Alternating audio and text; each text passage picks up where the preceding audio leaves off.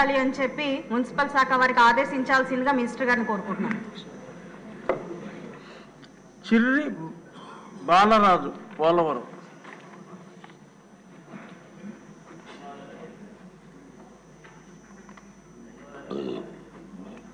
గిరిజనుల తలరాతలు మార్చిన జీవో నెంబర్ 3 గురించి రద్దు గురించి అధ్యక్ష, ఇప్పుడిప్పుడే చదువుకుని ఉద్యోగాల వైపు చూస్తున్నటువంటి గిరిజన మనుగుడు నిర్వీర్యం అయిపోయింది అధ్యక్ష.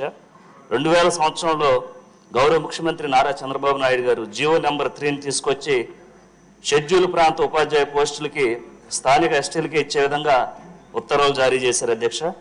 చరిత్ర చూస్తే అధ్యక్ష, 1986లో గౌరవ నందమూరి తారక రామారావు గారు జాతీయ విద్యా విధానాన్ని నేషనల్ ఎడ్యుకేషన్ పాలసీని తీసుకొచ్చి దీని ప్రకారంగా జీవో నెంబర్ 270 ద్వారా షెడ్యూల్ ప్రాంతంలో ఉన్నటువంటి ఉపాధ్యాయ ఉద్యోగ స్థానికుల ఎస్టీలకి ఇవ్వడం జరిగింది అధ్యక్ష. అయితే మన ప్రభుత్వం అందరికీ అన్ని కులాలకి మంచి చేసుకుంటూ వస్తుంది అధ్యక్ష. వైసీపీ హయాంలో షెడ్యూల్ ప్రాంతంలో ఉన్నటువంటి డిఎస్సి ఆదివాసీ నిరుద్యోగ ఉద్యోగస్తులకి వస్తాయి రావన్నటువంటి భయంతో ఉన్నారు అధ్యక్ష. మన ప్రభుత్వం అధికారంలోకి వస్తే జీవో నెంబర్ 3ని అమలు చేస్తామని ముఖ్యమంత్రి గారు హామీ ఇవ్వటం జరిగింది అధ్యక్ష.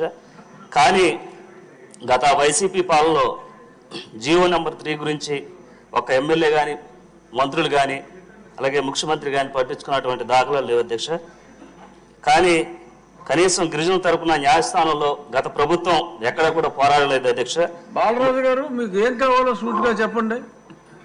గిరిజనులకు సంబంధించి జీవో నెంబర్ 3 పిటిషన్ని అధ్యక్ష దీన్ని చట్టం చేయాలి అధ్యక్ష.